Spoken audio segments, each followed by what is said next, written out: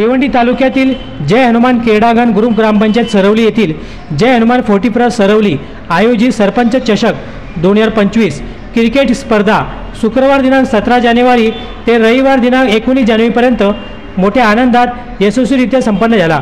जय हनुमान 40+ सरवली यांच्या संयुक्त विद्यमाने सरवली येथील सरपंच चषक क्रिकेट स्पर्धेदरम्यान आलेल्या सर्व मान्यवरांचे सहा सन्मान चिन्ह व पुष्पगुच्छ देऊन स्वागत सत्कार व सन्मान करण्यात आले। या क्रिकेट स्पर्धेमध्ये अनेक संघांनी सहभाग घेतले। तसेच जय हनुमान 40+ सरवली आयोजित सरपंच चषक 2025 या क्रिकेट स्पर्धेचा मान जय कालिका माता कालवार या संघाने पटकाविला। यावेळी आयोजक काशीनाथ फाउंडेशनचे संस्थापक अध्यक्ष नितेश सोपान चौधरी व ग्रामपंचायत सरवलीचे सरपंच राज दिनकर ठाकरे यांच्या मार्गदर्शनाखाली सर्व संघांना पारितोषिक देऊन सन्मानित करण्यात आले। शिवाजी महाराज यांच्या पवित्र स्मृतीस अभिवादन करून जय हनुमान न्यू 40 सरवली आयोजित सरपंच चषक 2025 त्यासाठी उपस्थित राहिलेले या कार्यक्रमासाठी मुख्य अतिथी जिल्हा प्रमुख काँग्रेसचे दयानंद तोरगे, आमचे सहकारी बाळाराम चौधरी, माझे सहकारी विनोद ठाकरे, यशवंत सोरेन नावं घेतली तर स्टेज फार मोठा आहे, मला 2 साखर पुढे, परंतु राजच्या आग्रहास्तव माझा नाव विलास झाला। गाडी जाणार होती आंजोरकडे, ती सरवलीकडे वळवली। बंधूंनो, क्रिकेट हा अनिश्चिततेचा खेळ आहे। खरं म्हणजे कालवारवाल्यानं कान मंत्र मीच दिला होता। तुम्ही बोलाल की लास्ट ओव्हरीला तुम्ही आले आणि कालवारवाल्यानं मंत्र कधी दिला, तर तुम्हाला इतिहास सांगतो का काल्लेरला ते हारले होते। यही टॉस जिंकून फिल्डिंग घेतली आणि माझा भाषण आला, त्यांची बॅटिंग बाकी होती। मी सांगितलं संध्याकाळची वेळ आहे, टॉस तुम्ही जिंकलेला आहे आणि पायगाववाल्यांना तुम्ही बॅटिंग साठी आमंत्रण दिला, याचा अर्थ तुम्ही हारले। मात्र कालवारवाल्यांना मी दिला आणि ते शिकले तिथपासून।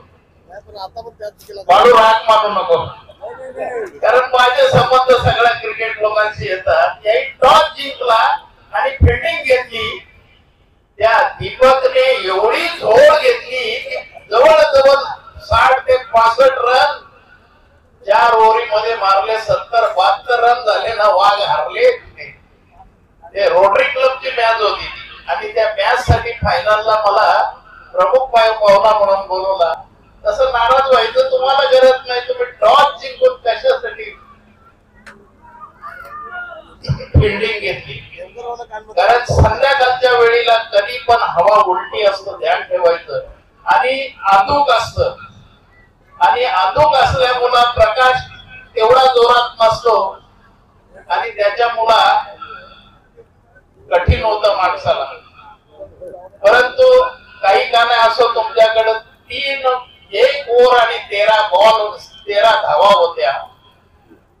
काल ज्याने आयोजित केले त्या नितेशचा वाढदिवस होता, मला वाटलं त्याला भेट द्याल तुम्ही। आता ही का पुढल्या वर्षी द्याल का रे? पुढल्या वर्षी द्याल। तुम्हाला एअरकट लाईन टाकणं गरजेचं होतं, थोडं ऑफला चेंडू टाकायचं होतं, तुम्ही मिडलला देत बसले, ओव्हरपीच बॉल टाकले आणि छक्के उचलले। मी इथनं बघतो ते ओव्हरपीच बॉल टाकणं बरोबर नव्हतं, ऑफला टाकायचे होते किंवा एअरकट टाकायचे होते, फायनल तुमच्या खिशात होती। तुम्हाला 13 रन म्हणजे खायची गोष्ट नव्हती, परंतु विजयश्री आहे, कोणाच्या गळ्यात माळ घाली काय सांगता येणार नाही। कारण कालवारवाले पण बऱ्याच वेळेला फायनलला जातात आणि फायनलला जातात।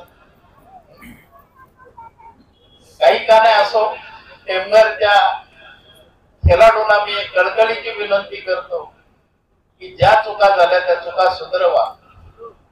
त्याचे बॉल खराब गेले म्हणून त्याला बोलू नका, त्यांनी त्याची बॉलिंग सुधारवावी।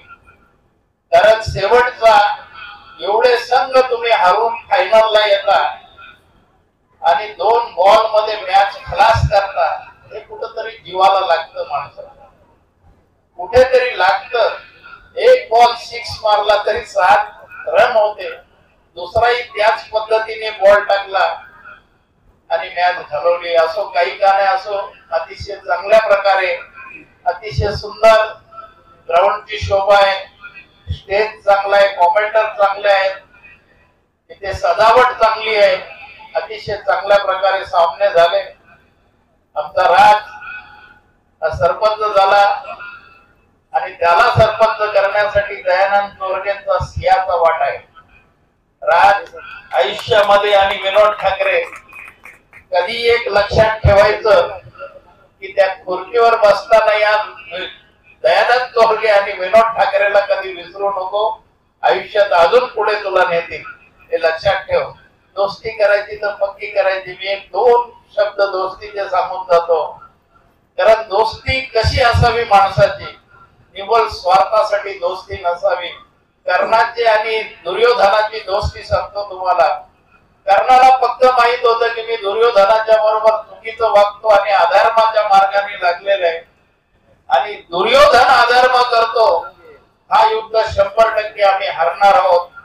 पण तरी सुद्धा त्यांनी दोस्ती टाकली नाही. मरेल पण दोस्ती टाकली नाही. त्या पद्धतीने राज मृत्यू आला तरी चालेल, पण ज्याच्या मुला या ग्रामपंचायतीचा आपण सरपंच बनलेलो आहोत त्या व्यक्तींना कधी विसरू नका.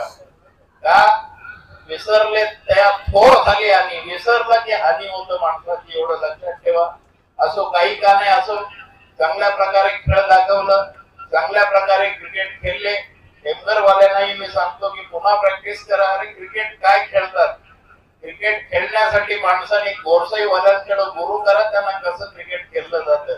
अरे परवा मी कोण मध्ये फायनलला थांबलो, 2-2:30 वाजेपर्यंत तिथे फायनलला थांबलो. 12 लाखाची फायनल एका सेकंड मध्ये जिंकली नाही. आज पण 2 ना. विचार करण्यासारखी गोष्ट आहे. ते ग्राउंडवरच पाऊस पडला तरी रबरी चेंडूवर खेळतात. पाऊस पडला तरी रबरी चेंडूवर खेळतात ते. एवढी त्यांची क्रिकेटची खेळी आहे, विचार करण्यासारखी गोष्ट आहे. अरे उस्मान पटेल मी रायगडचा बऱ्याच वर्षापासून ओळखतो, त्याला बऱ्याच वर्षापासून त्याचा खेळ मी बघतो, पण त्याला सुद्धा मारून दिलं नाही त्या दिवशी. विचार करण्यासारखी गोष्ट आहे. असावा आपल्या तालुक्याचं नाव आहे, आपल्या जिल्ह्याचं नाव आहे. हा भावेश पवार आहे, हा इंटरनॅशनल क्रिकेट खेळतो. विचार करा. तो सूरज केने, पवन केने एक सामान्य खेळाडू नका समजू. ऑल इंडियाचे सर्व खेळाडू त्यांना ओळखतात. तर विचार करण्यासारखी गोष्ट आहे. क्रिकेट खेळाचं ते या पद्धतीने पुढे जा. बरे नाही आपल्याला कसोटीमध्ये, वनडे मध्ये किंवा टी मध्ये नाही मिळालं तरी रबरी चेंडू मध्ये सुद्धा, टेनिस मध्येही ऑल इंडिया मध्ये काही खेळाडू फेमस झाल्यात. या ठिकाणाला तुम्ही आता सगळ्यांचे वय झाल्यात, तुम्हाला हा बोध 20 जण वनडेचं करणं काय बरोबर नाहीये. तर काही का नाही असो, चांगल्या प्रकारे खेळा, चांगल्या प्रकारे त्या लोकांना खेळ दाखवा आणि आपला फिटनेसही त्याबरोबर मजबूत करा.